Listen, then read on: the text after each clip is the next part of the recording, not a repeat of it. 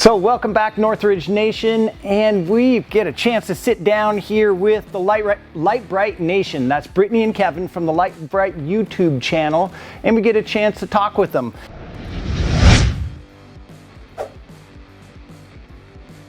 Hey, you guys crashed our video the other day. We got to say hi to you, but now, you know what? We decided let's put you on the hot seat, or the hot tires, as that may be, and get a few answers out of you. What you guys are doing, what you've done. I mean, oh, hey, there goes the phone. Didn't you see the sign? Turn your phones off before you.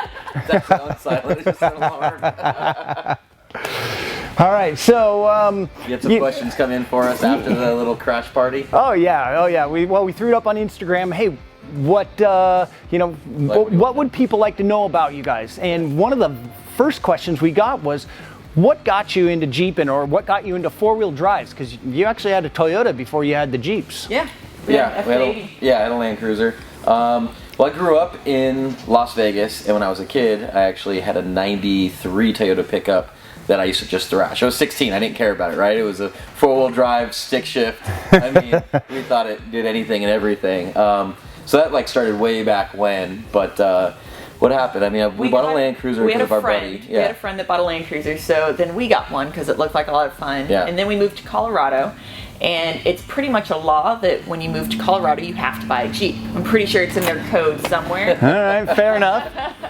Yeah, well, the Land Cruiser just wasn't able to huff and puff over those mountains, and it was just it was exhausting listening to the thing struggle. Struggle bus through mountain it was passes. right at the same time we moved there, right at the same time the new JL came out. And that's perfect just kind of what happened. And the JK was such a huge, can we say, improvement? I know some people are going to argue that one, but the four-door JK really revolutionized everything, and the JL is that much better. That 8-speed transmission is just... It really is. Well, and I know the purists are all about two-door, but the thing is, if you have two people or with kids and you're going camping, the two-door just doesn't have the space, right? Nope. Yeah. When you're talking hardcore rock crawling, maybe sure, sort of, I don't know, whatever you want to think, but the four-door just makes it that much easier to take off and go have fun. Yeah. Well, even the hardcore two-door people, what is the first thing they do when they really get into it? They stretch it. But the four-door could be a little bit long, but it's like everything, and we always are ones to tell people, hey, build what you want, build what you like. Everything's a give and take. Yeah. Every con that you have, there's a pro, and every pro that you have, there's going to be a con to it. Oh, yeah. No matter what you do. And where you're at in the nation, what kind of wheeling you do, right. What your buddies do, because, you're going to hang with your friends, so... Yeah. It's all going to affect you. Yeah, I mean, if you have a lot of steep drop-offs and climbs, you want the wheelbase. Yeah. You do want it longer. It makes it so much less scary, unless you like pulling tires off the ground, maybe flipping backwards, but if that's what you want. But yeah, it really depends on where and what kind of wheeling you're doing. You're right. Well, number 2 is going to be, why YouTube? What got you into YouTube? So we actually get this question a lot. How we got started. We have a lot of people that ask us for advice, and I hate to break it to you, it's not the answer a lot of people want to hear, but it was a total accident. When we moved to Colorado, we had no friends, no family in the area, and my mom, if you watch the channel, you know my mom, what are y'all doing? Send me videos, what's happening? So we bought the Jeep, we went out wheeling, I did a video, I edited it, uploaded it to a YouTube channel that I had created a couple years before that for all of our drifting content, and sent it to my mom and my dad and my family and my friends, and then people started watching it. It had 1,000 views, then 10,000, then 100,000, and it just kind of became this it was the right place, the right time. We didn't set out to be YouTubers or to be in social media. It was just that we moved to Colorado. We bought a JL. We moved to Colorado at the same time the new JL came out. We bought a Rubicon, and she was wanting to edit, and her mom was wanting videos. And instead of emailing a video, we were like, well, just put it on YouTube, and you can watch it there. Yeah. And then we started doing stupid stuff with it. And Which people were pretty upset that we were taking a $50,000 Jeep and and then we started doing hard stuff, and then we started proving the chassis and proving the new JL was what it was holy crap, of. it was super capable. And then we just went through the modifications as we slowly started modifying it and doing harder and harder stuff, and it kind of just happened. took off from there. Yeah, it was more of an accident out of passion. Yeah. Yeah. So now you guys are traveling everywhere and putting your adventures on YouTube. Yeah. When was the last time you were home? Do you even have a home? So we don't anymore. The house that we were living in, which we didn't own, we were renting a room at a house in Colorado. We got rid of that about 9 months ago. So we've been technically homeless for about 9 months. But We kind of took everything to our mom's house, and we mom's house is we like a gave our storage unit. roommates everything that we had, our bed, whole bedroom set. Like all we took with us was our cars and our clothes. Yeah. Drove it all down to Texas, dropped it off with their mom, and we've been living on the road ever since. that's Wow. just different iterations. Like Well, I mean, when we were traveling, we'd be gone for like, at first it was 1 month, then it was 3 months, then it was 6 months, and then it was like, why are we even paying for a room when we're never there to actually sleep in it? And so when the lease came up, we didn't renew. We moved everything to my mom's, and now we're nomads. We're just gonna wing it, travel, and wheel as much as possible. Where does the name Lite Brite come from? This is also another question I get all the time, and Kevin likes answering it. But the easy answer is a nickname that I had in high school. Like I said, the YouTube channel existed long before the Jeep did, and it was just to upload like really crappy potato videos of me like drifting No to edits. show friends and family, like just no raw, editing. no edit. And then YouTube became a thing, and by the time we were like, oh, maybe we should change the name to something relevant, it was too late. People were already calling us Lite Brite. Our subscribers came up with the term Lite Brite Nation, and it just sort of stuck. But I'm happy we stuck with it because it stands out. Like either you've heard of Lite Brite or you haven't. Whereas there's plenty of channels that are off-road something or other, or 4x4 something or other. Or so rock crawl something or other. Like there's plenty of those, and you're like, I don't, like you unless say you Lite really Brite, do it. and it's either yes or no. When I first found out about you guys, somebody said, hey, have you seen the Lite Brite videos? I'll check it out. That was easy to remember. Yeah. Where if somebody said, hey, have you heard of Overland Explorers Adventure something? You're looking, and there's 20 of them. You're like, which one was it? Yeah. So it worked in our favor that it stayed that way. But it was just a nickname I had in high school. You've obviously traveled all over the nation, having fun. I mean, we've seen the videos. You're in Hawaii. You're in the Daytona Jeep Beach. Everywhere in between. Yeah. Where so far has been your favorite place that you four-wheeled? I think it's easy. Sand Hollow. Yeah, I think Sand Hollow. So Sand Hollow is super special because you have a lake, you have a golf course, and then you have Sand Mountain, so you have the sand dunes, but then rock crawling all within it. And it has like these beautiful views in every direction from the top of these 1,000-foot it's Moab mesas. views. But if something were to happen and you break something, you can hop in somebody else's vehicle in 10 minutes be in town. Like you look out and you see nothing. It feels like you're hours away from civilization. But And just you're right there. But right on the side of a hill is the town, like literally on the other side of a hill. And they have everything from like your super easy bone stock any rig can do, all the way up to like you're beyond what we have, like your buggy rear steer, like their trails go from monster. 1 to 15. Yeah. because 11's not turned up enough. right, 11's not turned up enough. 10's not so enough. It's really insane. Then you have side by sides and stuff. You can bicycling and four-wheeling and rock crawling and sand dunes, and then right off into the beach and go snorkeling or scuba diving or whatever you want to do. And so it's a really, really just neat area, and it's endless. Once you leave Sand Mountain area, it extends well into Arizona. It extends like into northern and east. Yeah. Zion. Wow. You can take a dirt road from Sand Mountain all the way to the Grand Canyon. Wow, And very not cool. ever hit pavement. Like hours of just back dirt roads, crawling, mesas, just beautiful. So Spectacular. I think it's got the most out of anywhere in such a compact little area. Let's expand that a little bit. If you could wheel anywhere in the world, where would you like to go? So if we're talking, I want to wheel in Japan, and that's only because I feel like we've gone to Japan. We've been twice, and each time we went it was for drifting, and the Japanese don't play around. Like their grassroots in terms of like race cars is like they're nuts, and I have a feeling that they'll be the exact same way when it comes to wheeling.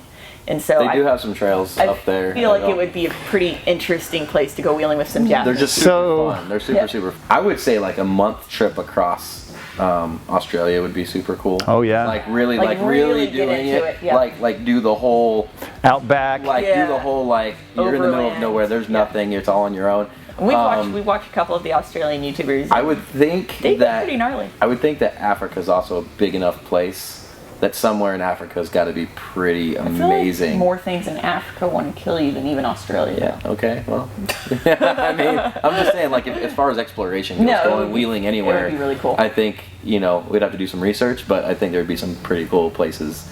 Greenland, Iceland. When I get asked that question, mine's Antarctica. Yeah. Some place that just. So some of those places that do the arcs of the big balloon tires, those huge tires. Oh, Iceland. Yeah. Yeah, like how could that would be? She's not a cold person. I was like, that sounds really cold.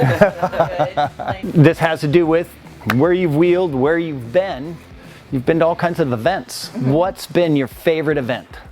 Favorite event that you've attended so far? Jeep Beach. Yeah, she likes the beach. Nothing beats hanging out on the beach with your best wheeling friends. Although Jeep Beach isn't much of a wheeling event in terms it's a still Jeep event. Yeah. It's a Jeep event. If we're talking an event where you go and you're just like wheeling, I like Trail Hero a lot. Yeah, and that's right back down Sand Hollow. Trail Hero makes sense. Trail Hero is it's just a big, good event. I mean, all the people that we know, and we meet new people every time. So Trail Hero and it's at our favorite place. And they do a lot to support, disabled vets and stuff like that as well, which is pretty cool. Yeah. Yeah, Trail Hero staff's pretty awesome. Yeah. All the mods you've done to the stepchild and now the foster child. A lot. What's been your favorite mod or maybe favorite top couple mods? What have you really enjoyed? 500 bald eagles under the hood of the stepchild. That's the part that I enjoy. The 6.4 liter SRT Hemi. I know that's like a far fetch for a lot of people to ever spend that kind of money, but it's like every time if you can do it, I'll remote start it just to listen to it, and then I'll shut it off. Like I'll be sitting in the house and just like beep beep, and just like listen to it, smile, and then like shut it off a few minutes later. That Hemi is just listening to that is amazing. Bye, Jelly. I mean, there's a lot of good mods. I like, and anyone who watches our channel knows this, but I actually really like the Sunrider, the best top Sunrider that we have on it. It is super nice. We go to plenty of places where the trails are dusty, it's rainy, it's snowy, and you can open and close it so quickly that it's just super convenient. Because part of being a whole perk of a Jeep is being able to take the doors off, take the top off. Sometimes that's a really terrible idea depending on the weather. But the Sunrider still gives you that open air feeling without having to like worry about storing the tops, because normally you have stuff in the Jeep and then you got to put them somewhere. No, you're right. It gives you that open air feeling, right, without having to store top somewhere or just go without it and go, oh crap, we're getting dumped on. And that's one thing we hear from people all the time. We sell them a Sunrider. They install it and we'll hear back, that's one of the best mods I've ever done. So it's neat to hear that from you guys. Yeah, it's not expensive. Yeah. And they're easy to put in. Yeah. And it's not so much like when you think wheeling mods, that might not be the first thing that comes to mind, but in terms of like enjoying the outdoors and like enjoying being in the vehicle, it's one of my favorites. Yeah. And that's a little off the four-wheel drive topic, but you guys do so much. So with the drifting, Netflix, you guys did a TV show on Netflix. I mean, what was that like? You're kind of going from YouTube, all of a sudden, boom, Netflix. And it was for those who don't know, it's on Netflix. It's called Hyperdrive. It was a competition where they brought 28 drivers from around the world to bring their drift cars and compete on an obstacle course. It's like a gymkhana. If you know what gymkhana is, look up Ken Block gymkhana and you'll see what it is. And what people don't realize is the YouTube channel started like a month before we went to there. So our YouTube channel, we only had like 1,000 subscribers when we filmed Hyperdrive. And so that's right when our subscribers started taking off. And we were on a 30-day media blackout because it took an entire month to film this thing. Mm-hmm. Okay. So we were watching the subscribers like climb, and we're like, oh crap, and we can't film anything. We couldn't take advantage or film or post anything. So it was really like freaky kind of month because we're like, crap, if we get back and then like we have this opportunity to. Right, you got to strike while the fire's hot. You know, and but luckily it worked out for us in that case. But yeah, it was. But hyperdrive was insane, so we never even thought it was real until we totally thought it was a scam. Yeah, we showed up. And the minute we showed up and we saw everything, like all the obstacles, that's when like reality hit, because it'd been 2 years in the making. They called me 2 years before filming started, which was 3 years before it was released to the public. So it was a long to ask time. me if I wanted to compete, and for 2 years, like the date kept getting pushed off. When you Googled the production company, it was based out of like Nigeria or something. The emails we would get would be from like, Rachel502@gmail.com. So it was just like, when we left Colorado, we trailered my drift car from Colorado to New York where it was filmed. It was upstate in Rochester. We left with a 50-50, like, we may get mugged or this may be something cool. We have no idea. No idea. But when we arrived on set, it was definitely like, glad that we stuck with it. And then from there, it was probably one of the most exciting, best, and worst terrible thing like ever. It was super crazy because you're doing this crazy filming and like all these obstacles, and it's at night and you're up all night and then you sleep a couple hours during the day, and it's 6 days a week. And it was super surreal, but it was also like so tiring and draining and stressful. It was from 6 p.m. to 6 a.m. 6 days a week. Yeah. Wow. Yeah. So, but it was free. For free. We didn't get paid to do it either, and any damage you sustained to your vehicle was your responsibility to fix. So it was more for the fame and fortune, but it was definitely probably one of the raddest things we've ever done. It was super cool. Well, I'm sure people are going to ask, what's with this cute pup I've got here? This is Jelly Belly, and Jelly Belly has actually become one of the stars of your guys' YouTube channel. She is the star of the show. People get really upset when she's not on there. I actually had people ask like why Jelly wasn't on Hyperdrive. We hadn't adopted her yet when we filmed Hyperdrive. We adopted her several months later. We get this question a lot. She's part Dachshund and part Red Heeler. She's actually not Jack Russell, which is what a lot of people think. You've seen her bite Kevin's ankle all the time. She is an ankle biter. But she is literally the best thing that's happened to us. Honestly, probably even better than the YouTube channel, because she's literally the best dog in the history of ever. I mean, you've spent the past week with her while we've been building the Gladiator, and she's literally that amazing. Fantastic. It's amazing. Obviously, you take her, she's very well socialized. You take her everywhere, and we're laying underneath the giveaway, our giveaway Gladiator, working, and here she comes and visits, and she just jumped up on my lap, and got white hair all over my red shirt. She sheds a lot. A lot. And then you see her with kids where she'll just lay on the ground. Like, she's had up to like 6 or 7 kids just like petting / pawing at her. And she'll just lay there and take it. She might give me that like, Mom, save me look. But for the most part, she's great with just about everyone and everything. Where do you go next? Yeah, I mean, we kind of already talked into that, but everything's changed. Everything's changed. So we were going to go to, obviously, Moab for EJS, then Jeep Beach, then we had Australia, New Zealand, and Alaska. Well, Moab has completely shut down. Jeep Beach has completely canceled. They're shutting beaches down. We actually just got the notification this morning that our flights to Australia and New Zealand have been grounded completely. At least until June, and we were supposed to go in May. And then Alaska, we were supposed to go to Alaska in June, but as of right now, Alaska has completely, Canada has closed their borders, which means we can't drive from here to there. Yeah, so pretty nuts. So everything's just up in the air now. And it's whether or not we're still, obviously all these trips are still going to happen at some point. It's just right now, this very moment, everything's changing on literally an hour-to-hour basis. We're just going to wing it, which is what we normally do anyways. So we're just going to travel where the wind takes us and wheel wherever we can, and hopefully continue to put out some rad content for anyone who is unfortunate enough to be stuck in their homes. Yeah, watch.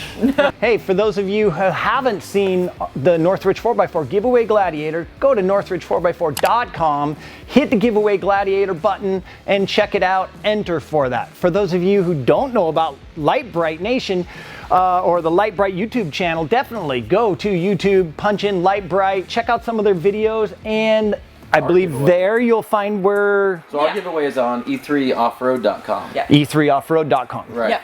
And basically that's something we do in addition to the YouTube channel. Yep. And if you haven't heard of it, you should definitely check it out. And you can enter to win a Gladiator. There you go. So hey, you got a chance to win 2 Gladiators, double your chances. Until next time, hit that like button, hit that subscribe button. Same with over on the Lite Brite channel. Leave us a comment. What did you think of these two here? Or do you guys know who Lite Brite is? Have you spent any time watching their videos? And as always, thanks Northridge Nation. Later, guys.